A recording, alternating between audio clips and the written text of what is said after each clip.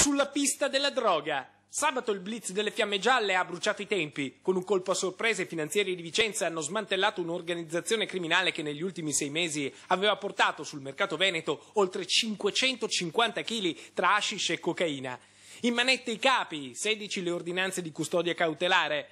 La gang della droga è formata da marocchini, 2 sfuggono. Najib Wasif, clandestino, 22 anni, con vari precedenti penali, tra i quali lesioni aggravate e accoltellamento, si rifugia a Poiana Maggiore. A 3 giorni dal blitz delle Fiamme Gialle si sente al sicuro e prova a uscire dal suo nascondiglio. I finanzieri però lo stanno aspettando al varco. Lo seguono fino a Montagnana, nel Padovano, dove cerca di salire su un treno per scappare. È il momento in cui i militari intervengono e lo bloccano. Intanto gli uomini della Guardia di Finanza di Vicenza si muovono anche su un altro fronte.